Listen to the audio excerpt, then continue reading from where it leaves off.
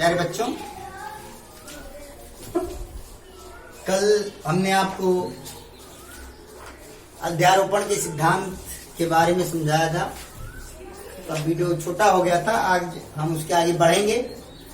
हमने कहा था कि अगर कोई आवेश Q है, यहां पर कोई आवेश Q1 है, यहां पर आवेश Q2 है, यहां पर आवेश Q3 है, कहीं पर है,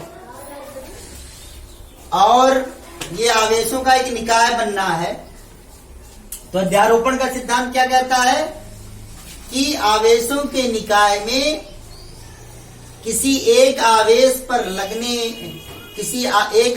पर लगने वाला परिणामी बल अन्य सभी आवेशों के कारण उस आवेश पर लगने वाले बलों का सदिश योग होता है। ये बताया था हमने कहा था ये हम माने कि ये सारे आवेश कैसे हैं, धन आवेश है।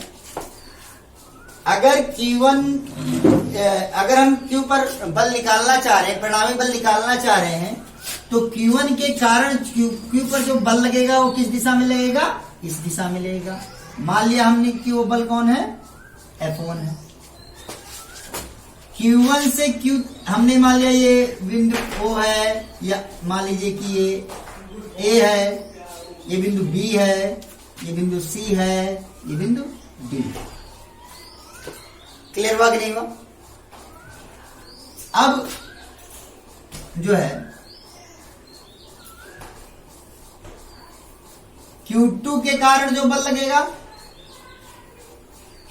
Q2 के कारण जो बल लगेगा वो किधर लगेगा, इस दिशा में। अगर वो लगने वाला बल क्या है, F2 है। Q3 के कारण जो लगने वाला बल है वो क्या है, F3 है। तो Q पर लगने वाला जो परिणामी बल F होगा वो किसके बराबर होगा, vector F1 plus vector F2 plus vector F3। हमने कहा था अगर n आवेश होंगे, मतलब यहां पर हमने 3 ही आवेश लिए हैं, Q1 Q2 Q3, Q4 हो जाए, Q5 हो जाए, Q6 हो जाए, Q7 हो जाए, Qn हो जाए, तो क्या करेंगे, सबके कारण इस पर लगने वाले बल के बारे में बात करेंगे। यहां तक की बात हमने बता दी। अब अगर ये दूरी हमने मान ली R1, ये दूरी हमने मान ली R2, और ये दूरी हमने मान ली R3। क्लियर हुआ? यानी B से A तक की दूरी R1 है, C से A तक की दूरी R2 है, और D से A तक की दूरी R3। क्लियर है? तो अगर हम अब आपसे पूछे कि F1 बराबर किसके होगा, तो आप क्या कहोगे? हमने कहा कि ये जो आवेशों का निकाय है वो कहां पर है, निर्वात या वायु में है। तो वेक्टर F1 बराबर किसके होगा, 4 पाई एप्सिलॉन 0 Q1 Q अपान R1 स्क्वायर। क्लियर हुआ कि नहीं हुआ? आपके मन में बहुत प्रश्न उठ रहे होंगे, लेकिन आपके सारी समस्याओं का भी निदान होने वाला। धीरे धीरे केवल समझिए, हमारी बात को सुनिए, जो मैं सिखा रहा हूं केवल उस पर ध्यान दीजिए। उसके बाद जो बातें बताई जाएंगी सब कुछ स्पष्ट होता जाएगा। अगर मैं कहूं F2 बराबर, तो आप कहेंगे 1 अपान 4 पाई एप्सिलॉन 0 Q2Q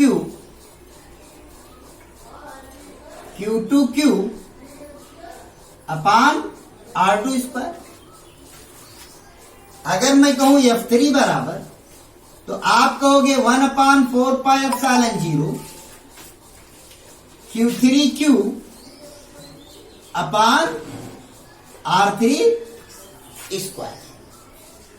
ये बात क्लियर हुई कि नहीं? समझ में आ गया कि नहीं आ गया? कोई समस्या? मुझे लगता नहीं। आइए बढ़े हम लोग। चल, लेकिन ये जो F1 F2 F3 हमने लिखा है वो क्या है, ये बल F यानी Q1 के कारण Q पर लगने वाले बल का परिमाण है। F2 क्या है, Q2 के कारण Q पर लगने वाले बल का परिमाण है। F3 क्या है, F3 क्या है, Q3 के कारण Q पर लगने वाले बल का परिमाण है। तो ये बात समझ में आ गया कि नहीं आ गया? क्लियर हुआ कि नहीं हुआ? अब लेकिन यहां पर हमने क्या किया, वेक्टर एफ, तो यहां पर वेक्टर एफ ऑन लगाएंगे जब, तो क्या बताया गया, अगर सदिश राशि में किसी पद को किसी सदिश राशि को व्यक्त करने के लिए परिमाण में उसकी दिशा में एक एक सदिश से गुणा कर देते हैं, तो F1 किस दिशा में काम कर रहा है, BA की दिशा में काम कर रहा है, तो यहां पर हम लिख सकते हैं BA F, तो दिक्कत तो नहीं है, समझ में आ गया होगा। आपको बताया जा चुका है BA कैप बराबर किसके होगा, BA अपान मॉड BA। कोई समस्या है, कोई दिक्कत नहीं होगी मुझे लगता है। F2 वेक्टर F2 बराबर किसके कारण बल लग रहा है, Q2 के कारण। किस पर लग रहा है, Q2, Q पर कितना बल लग रहा है, वेक्टर F। दिशा किसकी कौन सी है, CA, तो यहां पर क्या हो जाएगा, CA कैप की। क्लियर हुआ कि नहीं हुआ?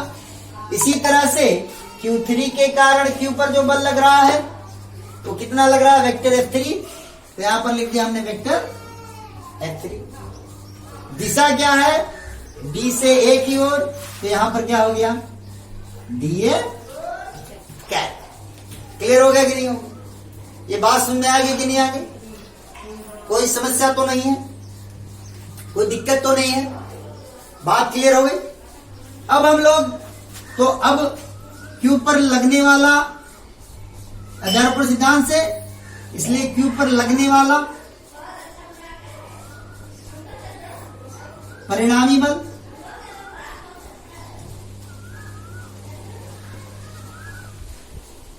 वेक्टर F बराबर vector F1 plus vector F2 plus vector F3, इसलिए वेक्टर F बराबर वेक्टर F1 1/4πε0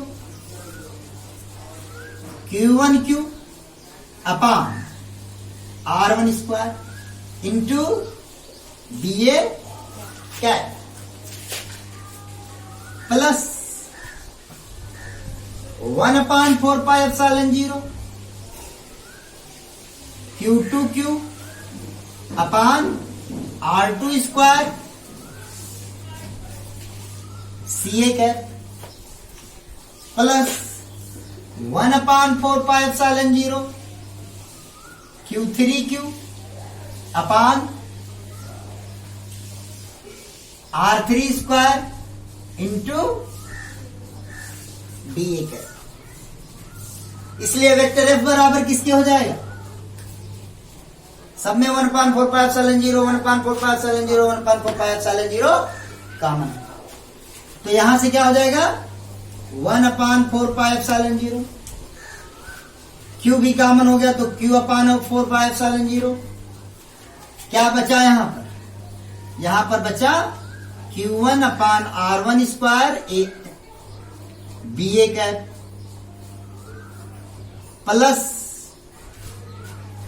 यहां पर क्या होगा Q2/R2 स्क्वायर CA कैप, यहां पर क्या हो गया Q3/R3 square DA cap. Clear हो गया, नहीं हो गया? बात में आ गई? तो ये एक सूत्र बन गया, ये किससे बना हुआ है, अध्यारोपण सिद्धांत से। यहां पर कितने आवेशों का निकाय है, 4 आवेशों का निकाय। इस पर निकाला गया बल है, Q पर निकाला गया। ये निकाय कहां पर स्थित है, निर्वात या वायु में स्थित। इतनी बात क्लियर हो गई कि नहीं हो गई? अब हम आगे बढ़ते। अगर यही आवेश का निकाय एक ऐसे माध्यम में स्थित है जिसका प्रावैद्युतांक K हो, तो यहां पर ε0 की जहां पर यहां पर क्या बढ़ जाएगा, K बढ़ जाएगा, नहीं बढ़ जाएगा? यानी यदि यह निकाय कहां पर हो, के माध्यम प्रावैद्युतांक वाले माध्यम में हो,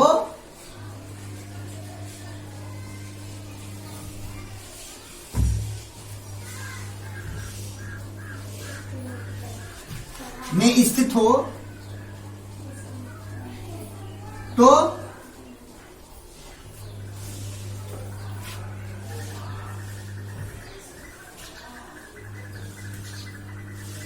कोई दिक्कत तो नहीं है? यहां स्क्वायर छूट गया, कोई दिक्कत? सबको समझ गया ना? तो यदि यह निकाय है के प्रावर्तांक वाले माध्यम में स्थित हो तो वेक्टर एफ बराबर क्या हो जाएगा? जहां एप्सिलॉन 0 है वहां पर क्या हो जाएगा? एप्सिलॉन 0 के हो जाएगा। अर्थात वेक्टर एफ बराबर तब क्या हो जाएगा? Q अपान 4 पाई एप्सिलॉन 0 के Q1 अपान R1 square BA cap plus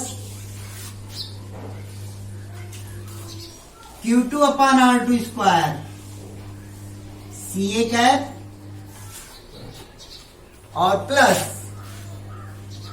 Q3 अपान R3 स्क्वायर BA कैप।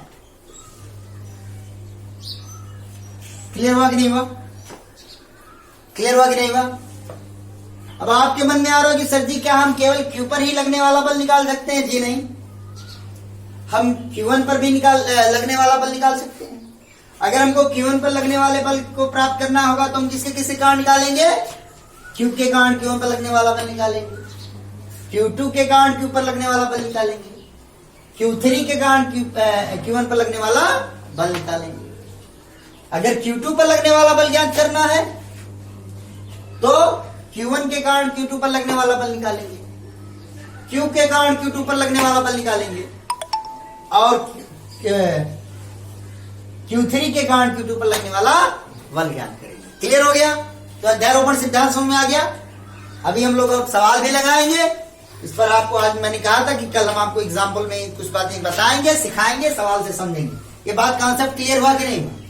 छोटे छोटे सवाल आज हम लोग सीखेंगे, फिर आगे बढ़ते हैं। जो बातें अभी तक हमने आपको सिखाई हैं उससे संबंधित कुछ सवाल होंगे, कुछ बातें होंगी। मुझे लगता है अभी स्पष्ट हो गया होगा। आगे बढ़ते हैं, कोई दिक्कत तो नहीं है मुझे लगता है। तो चलिए देखिए,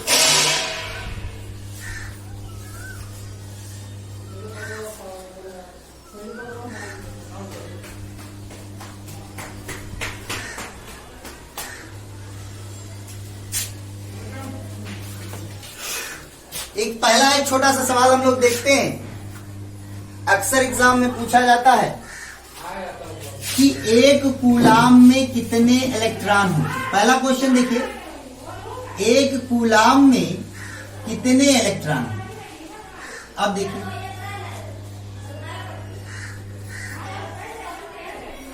क्वेश्चन क्या आ गया कि एक कूलाम में आवेश में, एक कूलाम किसका मात्रक है?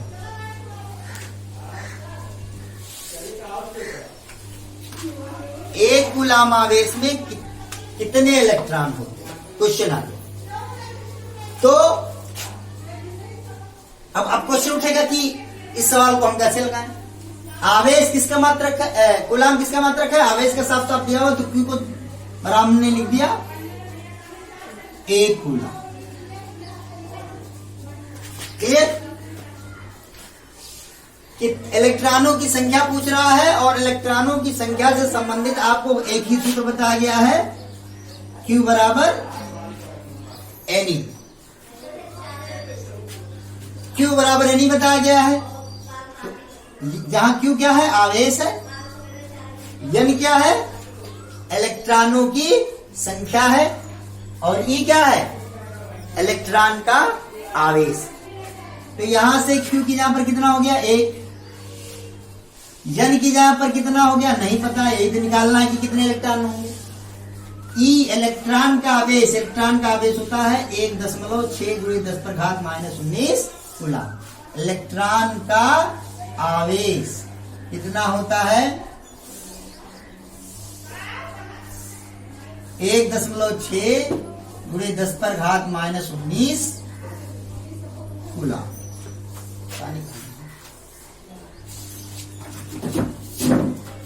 ये बात क्लियर हुई कि नहीं हुई?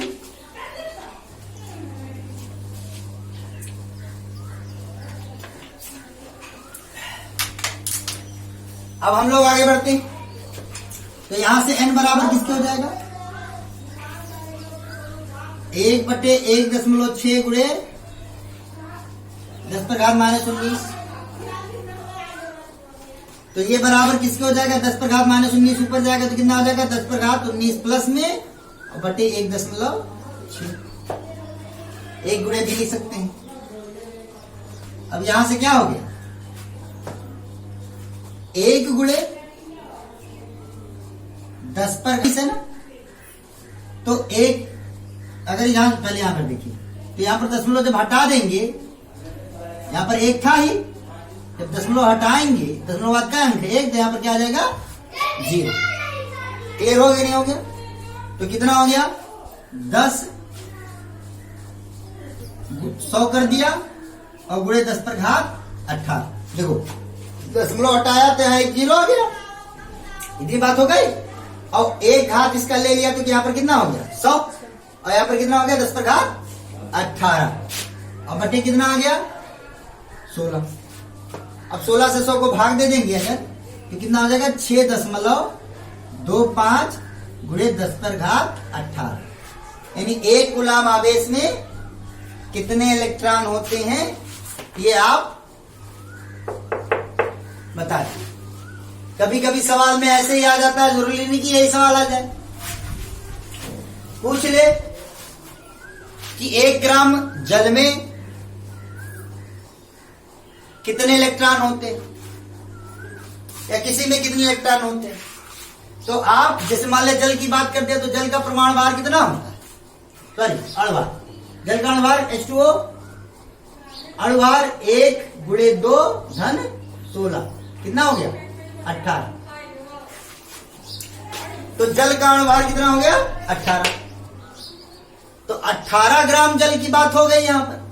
तो 18 ग्राम जल में इलेक्ट्रॉनों की संख्या निकालेंगे, फिर 1 ग्राम जल में इलेक्ट्रॉनों की संख्या को याद करेंगे।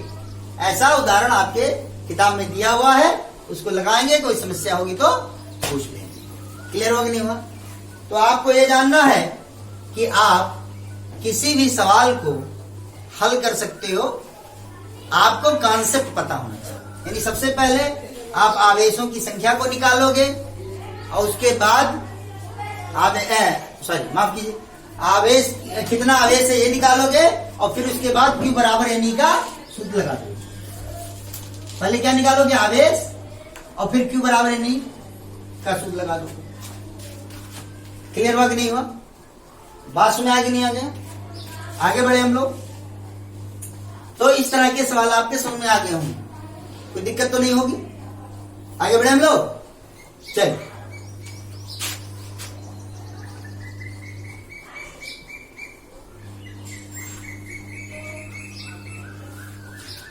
अब देखिए, अध्यारोपण सिद्धांत से संबंधित जो सवाल है उसको हम लोग देखते हैं। मान लीजिए, सपोज कीजिए कि 3 बल है, 3 आवेश है, बल नहीं आवेश, क्या है? 3 आवेश है। इस पर 2 माइक्रो कूलाम का आवेश है, बिंदु ए पर है। इस पर -2 माइक्रो कूलाम का आवेश है। इस पर भी मान लीजिए 2 माइक्रो कूलाम का आवेश है, सपोज कीजिए। इस तरह का सवाल है, या 3 माइक्रो कूलाम ले लीजिए, कुछ भी ले लीजिए। 3 माइक्रो कूलाम का आवेश है, 3 माइक्रो कूलाम -3 माइक्रो कूलाम। ये बिंदु ए पर है, ये बिंदु बी पर स्थित है और ये बिंदु सी पर स्थित है। ये निकाय बना रहे हैं कि नहीं बना रहे हैं?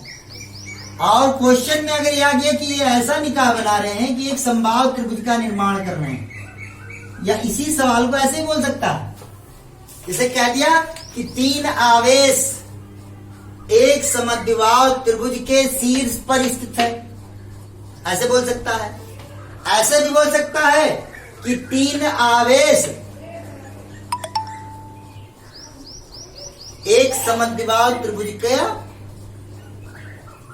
निर्माण करते हैं। मतलब इसका मतलब क्या हुआ कि 3 आवेश समबाहु त्रिभुज के शीर्ष पर स्थित है, ऐसे बोल दिया।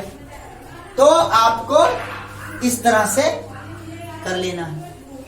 अब उसने कह दिया कि जिस समबाहु त्रिभुज का निर्माण करते हैं उसकी लंबाई 2 सेंटीमीटर है।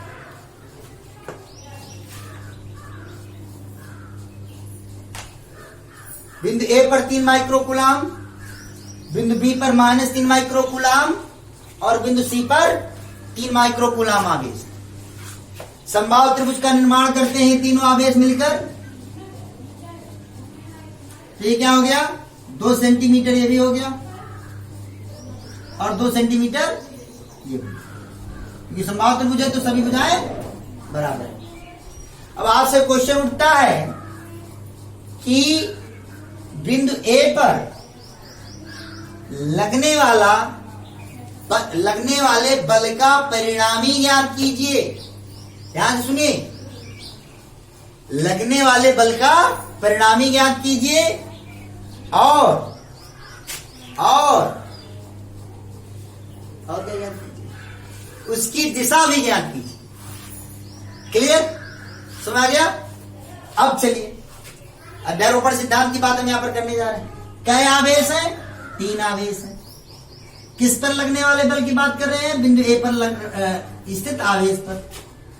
तो बिंदु ए पर स्थित आवेश पर किसके किसके कारण बल लगेगा?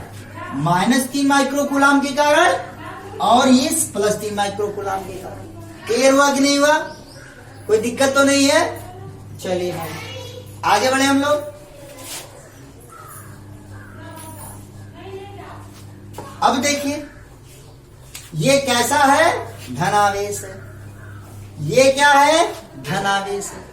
इसके कारण इस पर जो बल लगेगा, कौन सा बल लगेगा? प्रतिकर्षण बल लगेगा, क्योंकि धनावेश से धनावेश पर कौन सा बल लगता है? प्रतिकर्षण बल लगता है।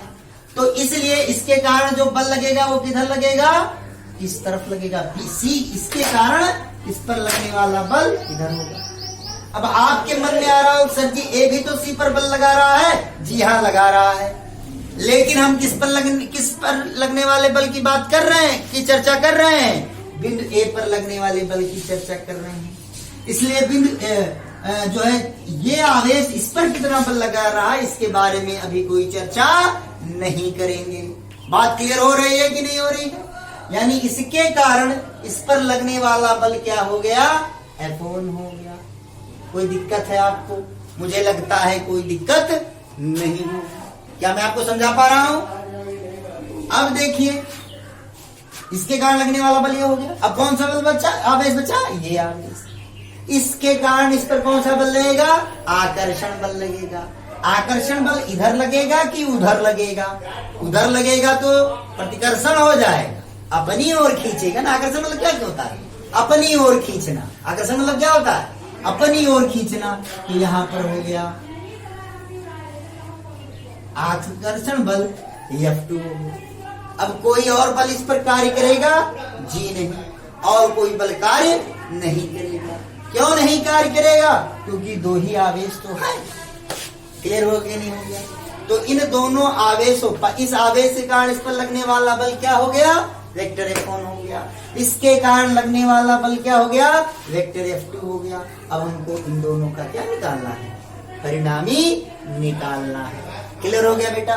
तो सबसे पहले हम F1 के बारे में बात करते हैं। तो वेक्टर अगर हम F1 के बारे में, तो F1 बराबर हम ये मानकर चल रहे हैं, क्या मानकर चल रहे हैं? कि हम ये मानकर चल रहे हैं कि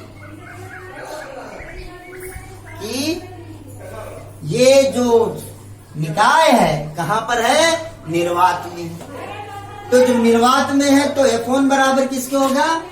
1/4πε0 Q1 Q2/r² से क्या होगा? F बराबर 1/4πε0 Q1 Q2/r² से क्या होगा? F की यहां पर क्या हो गया? Vector F1। 1/4πε0 की यहां पर क्या ना हो गया?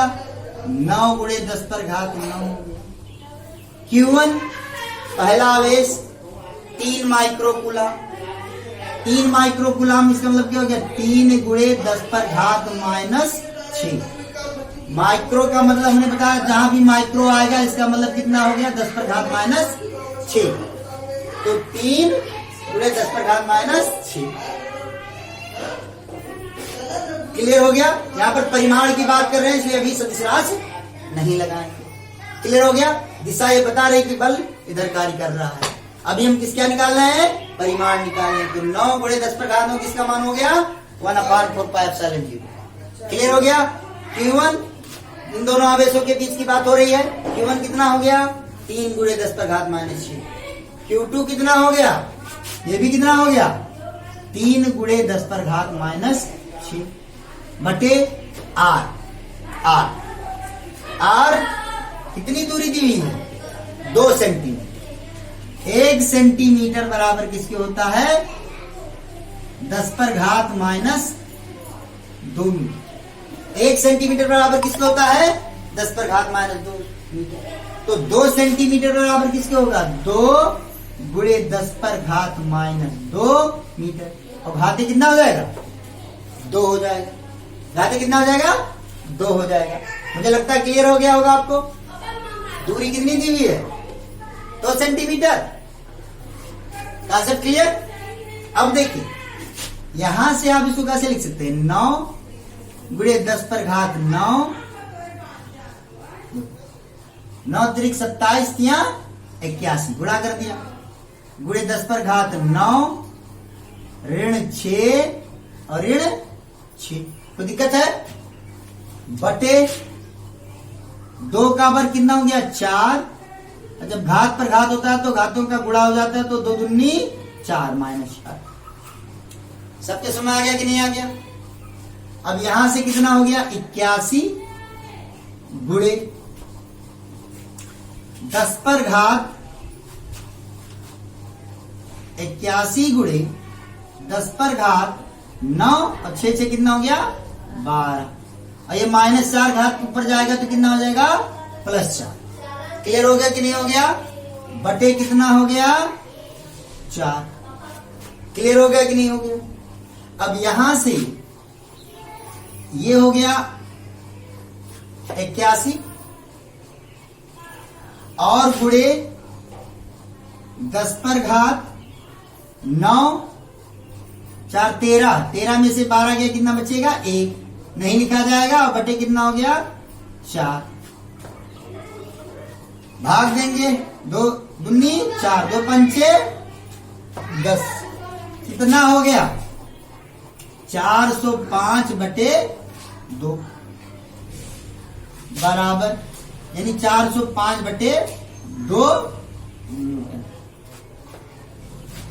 इसी तरह से अगर हम F2 भी निकालेंगे तो देखिए दूरी वही है यानी R वही है 1/4πε0 का मान भी वही है आवेश भी वही तो बल भी उतना ही लगेगा। तो F2 बराबर किसके हो गया 405 बटे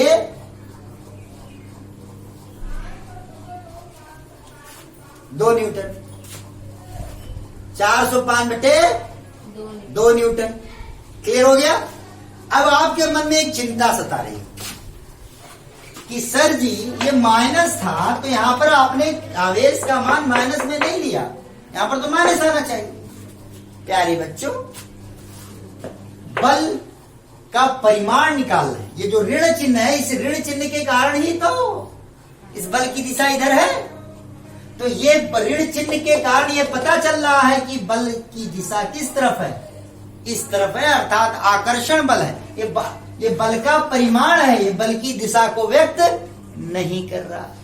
देखिए यहां पर F1 405 बटे 2 न्यूटन जो हमने दिखाया वो इस बल का परिमाण है और ये बल इस दिशा में कार्यरत है।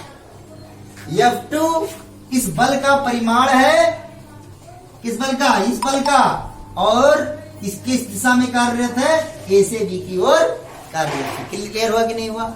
तो आपको ये दिमाग में हमेशा दिमाग में बैठाए रखना है कि जब आप बल निकालेंगे तो Q1 और Q2 का जो मान लेना है वो हमेशा प्लस में लेना है माइनस में नहीं लेना है। क्लियर हुआ कि नहीं हुआ। ये नहीं कि आपने देख लिया -3 माइक्रो कूलम तो Q2 बराबर माइनस कर दिया।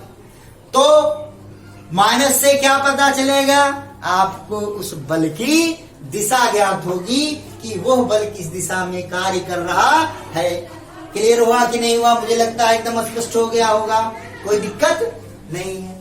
अब बल मिल गया, तो अब जब कै बल मिल गए? दो बल मिल गए। किस बिंदु पर कार्यरत हैं? बिंदु ए पर कार्यरत है। तो याद कीजिए कक्षा 11 की बात कि अगर दो सदिश राशि ए और बी हैं, दो सदिश राशि ए और बी हैं, तो इनका जो परिणामी होगा वो इनसे बने हुए समांतर चतुर्भुज के विकर्ण से होकर जाएगा। अर्थात यदि ए और बी दो सदिश हैं और वो यहां पर देखिए जुड़े हुए हैं, तो ए और बी का जो परिणामी होगा वो इन दोनों से बने हुए समांतर चतुर्भुज के विकर्ण से होकर जाएगा। और कौन से विकर्ण से होकर? इसमें दो विकर्ण है, एक विकर्ण ये है और एक विकर्ण ये है। तो कौन से विकर्ण से होकर जाएगा? जो उनके कटान बिंदु से होकर जाता है, ये बताया जा चुका है। तो इसका मतलब F1 और F2 का जो परिणामी होगा वो यहां पर जाएगा और वो होगा वेक्टर F। तो अब हम इस वेक्टर F का परिमाण निकालना है और इसकी दिशा निकालनी है। क्लियर हो रहा है कि नहीं हो रहा है? तो अब वेक्टर F के परिमाण कैसे निकले और दिशा कैसे निकले?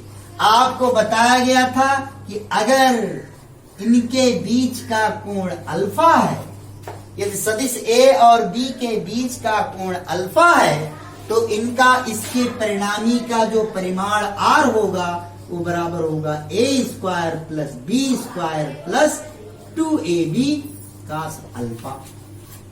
क्लियर हुआ कि नहीं हुआ? अर्थात यदि दो सदिश एक ही बिंदु पर कार्यरत हैं तो उनका परिणामी निकालने के लिए हमें उनके बीच के कोण की आवश्यकता पड़ेगी। तो अगर हमको F1 और F2 के बीच का कोण ज्ञात करना है, अगर हमको F1 और F2 के बीच का कोण ज्ञात करना है, तो हमको इनके बीच के कोण की जरूरत पड़ेगी। अब क्वेश्चन उठता है कि ये कोण कैसे प्राप्त हो।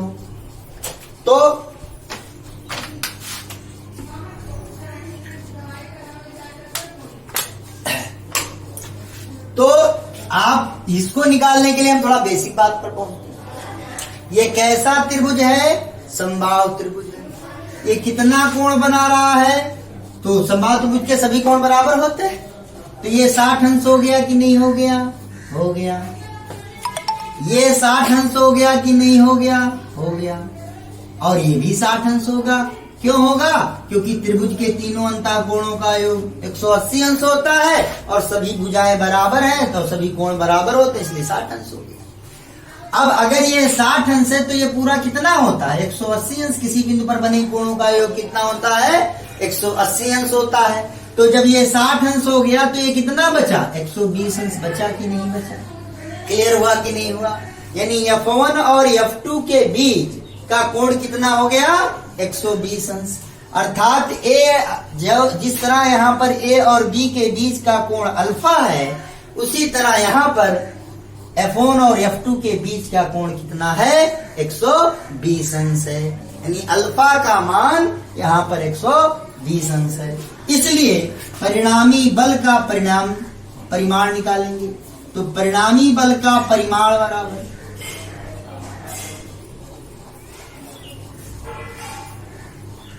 बराबर सूत्र लगाएंगे √A² plus B² plus 2AB cos alpha. तो ये बराबर लिखेंगे √A²। तो A की यहाँ पर कौन है? F1 है। तो F1² प्लस B²। B की यहाँ पर कितना है? F2² प्लस 2 2ab, तो 2a की जहां पर हो गया F1, b की जहां पर हो गया F2 और cos अल्फा। ध्यान दीजिए यहां पर वेक्टर नहीं लगाया गया है। क्यों नहीं लगाया गया? क्योंकि परिमाण की बात हो रही है, दिशा की बात अभी नहीं हो रही है। क्लियर हुआ कि नहीं हुआ? पहले हम परिमाण निकाल लेंगे, फिर दिशा निकालेंगे। क्लियर हो गया? कोई दिक्कत तो नहीं है? आगे बढ़े हम लोग। तो यहां पर आप देखिए, इसको हमने लिख दिया under root F1 square, F1 को हमने लिख दिया F1 square, F2 square, F2 को स्क्वायर को भी हमने लिख दिया F1 स्क्वायर। अब आप तो चौंक गए सर जी F2 की यहाँ पर F1 कैसे लिख दिया? देखिए F1 कितना है? 405/2 न्यूटन है। F2 कितना है? 405/2 न्यूटन है। तो क्या F2 की यहाँ पर हम F1 नहीं लिख सकते? जब दोनों बराबर है लिख सकते हैं। क्या दिक्कत हुआ आपको? कोई समस्या है? मुझे लगता नहीं है। प्लस 2F1 इंटू फिर F2 की यहाँ पर F1 cos अल्फा। क्यों? क्योंकि F1 और F2 क्या है? बराबर। अब आपके मन में आएगा कि गुरुजी F2 की यहाँ पर आपने F1 रख दिया, क्या F1 की यहाँ पर हम F2 नहीं रख सकते? अरे रख सकते हैं मेरे बाबू, कोई दिक्कत नहीं है। और उत्तर भी तब भी आएगा। क्या मैं आपको समझा पाया? कोई दिक्कत तो नहीं है? आगे बढ़े हम लोग, आगे बढ़े। तो यहां से हो जाएगा अंडर रूट F1 स्क्वायर कितना हो गया? 2F1 square. अल्फा की यहां पर क्या रख देंगे? अल्फा यहां पर कितना है? यहां पर 120 अंश। तो क्या लिख देंगे यहां पर? cos 120 अंश प्लस 2F1 स्क्वायर और cos 120 अंश। एकदम क्लियर हो गया? होगा, मुझे लगता है एकदम स्पष्ट हो गया होगा, कोई दिक्कत नहीं होगी। अब आगे बढ़े हम लोग।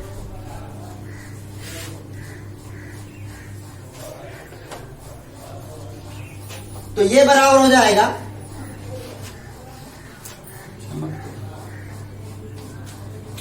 तो यहां से देखिए कोई दिक्कत तो नहीं है? आगे बढ़े हम लोग।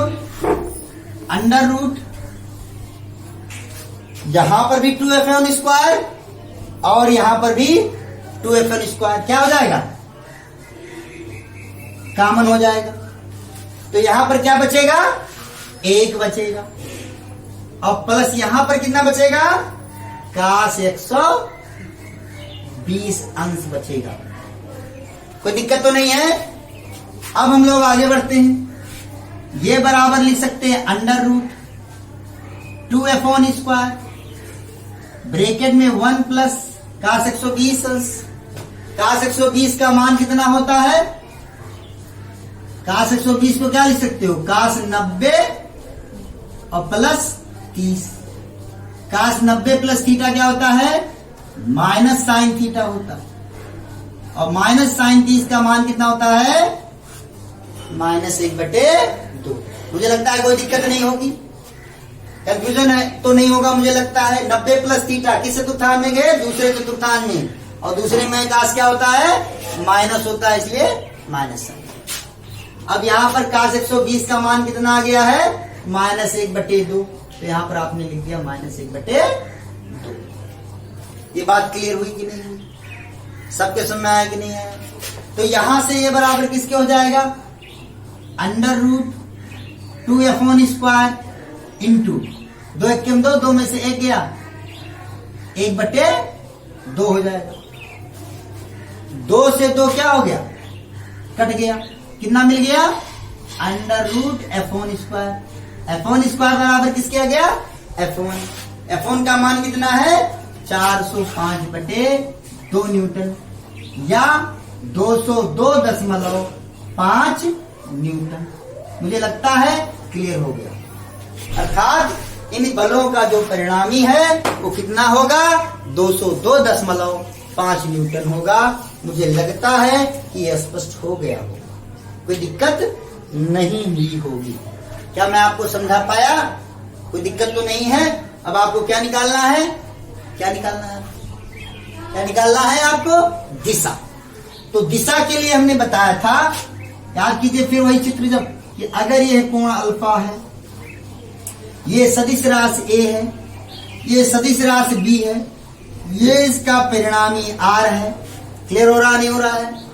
तो यदि परिणामी आर सदिश ए से थीटा कोण बनाता है, यदि परिणामी आर सदिश ए से थीटा कोण बनाता है, तो tan थीटा बराबर बी साइन अल्फा अपान ए प्लस बी कास अल्फा होगा। बी साइन अल्फा अपान ए प्लस बी कास अल्फा होगा। तो यदि परिणामी, ये परिणामी ये जो बल है वो क्या है? एफ है। अगर ये इससे थीटा कोण बना, चाहे इससे थीटा कोण बना, चाहे इससे थीटा कोण बनाता है, तो यहां पर आपने क्या लिख दिया? किससे कोण बनाता है थीटा कोण? F1 से थीटा कोण बनाता है। यहां पर किससे कोण बना रहा था? ए से। यहां पर किससे कोण बना रहा? F1 से। तो tan थीटा बराबर, जब ए से कोण बना रहा था तो बी साइन अल्फा लिया, तो जब F1 से कोण बनाएगा तो क्या लेंगे? F2 लेंगे कि नहीं लेंगे? F2 साइन अल्फा, अल्फा की जगह पर कितना हो जाएगा? 120 अंश। नहीं सुनाया? फिर से सुनिए, किससे कोण बना रहा था? जब ए से कोण बना रहा था तो बी साइन अल्फा लिया, ए और बी की बात हो रही थी। यहां पर F1 और F2 की बात हो रही है। जब F1 से थीटा कोण बना रहा है तो क्या लेंगे? कौन बचा? बी बचा। यहां पर बी बचा था, यहां पर F2 बचा था, तो F2 साइन अल्फा, अल्फा की यहां पर कितना हो गया? इनके बीच का कोण कितना हो गया? 120 अंश। क्लियर हुआ कि नहीं हुआ? बटे ए, ये लिखा हुआ ना, जिससे कोण बना रहा है F1 से, तो यहां पर क्या लिख दिया आपने? F1 प्लस बी की जगह पर यहां पर कितना है? F2 कास अल्फा, कास अल्फा की जगह पर कितना हो जाएगा? 120 अंश। समझ में आ गया? मुझे लगता है क्लियर हो गया हो, कोई दिक्कत नहीं होगी। नहीं सुनाया हो तो बताइए। मुझे लगता है समझ में आ गया होगा। जो काम यहाँ पर ए है कर रहा है, वो काम यहाँ पर F1 कर रहा है, और जो काम यहाँ पर बी कर रहा है वो काम यहाँ पर F2 कर रहा है। मुझे लगता है स्पष्ट हो गया होगा। अब यहां से ये बराबर हो जाएगा, F2 की जगह पर हम क्या लिख सकते हैं? F1। कोई दिक्कत नहीं होगी। साइन 120 का मान इसी तरह से अगर आप निकालेंगे तो कितना हो जाएगा? √3/2। ये आपका काम है, ये आपका काम है, इसको निकालिए, मैंने आपको समझाया है।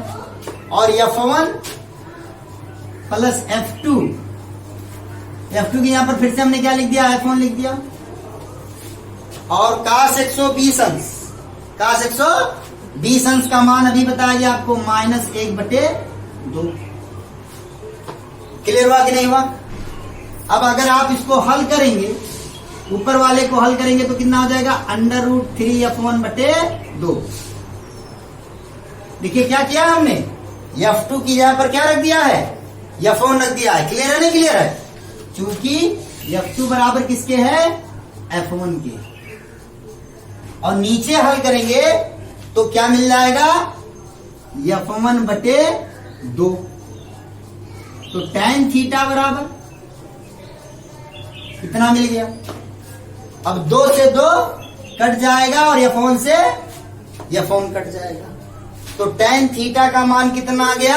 √3। आ गया कि नहीं आ गया भाई? F1 से F1 कट गया और 2 से 2 कट गया, तो कितना बचा? √3। tan कितने का मान √3 होता है? 60 अंश का, यानी थीटा कितना हो गया? 60 अंश हो गया। क्लियर हो गया कि नहीं हो गया? बात में आई कि नहीं आ गई? इसका मतलब F1 जो बल F है परिणामी, वो F1 से 60 अंश का कोण बनाता है। और इसका मतलब ये पूरा कोण कितना था? 120 अंश था, तो F2 से भी 60 अंश का कोण बनाता है। तो इससे ये भी स्पष्ट हो रहा है, क्या स्पष्ट हो रहा है मेरे लाल, कि यदि सदिश समान है, सदिश का परिमाण समान है, तो उनका जो परिणामी होगा उन दोनों से समान कोण बनाएगा। मुझे लगता है एकदम समझ में आ गया होगा। किसी प्रकार की कोई कंफ्यूजन नहीं होगी। कल 1-2 सवाल हम और देखेंगे। मुझे लगता है एकदम स्पष्ट होगा। अगर कोई दिक्कत होगी आप मैसेज करेंगे। धन्यवाद।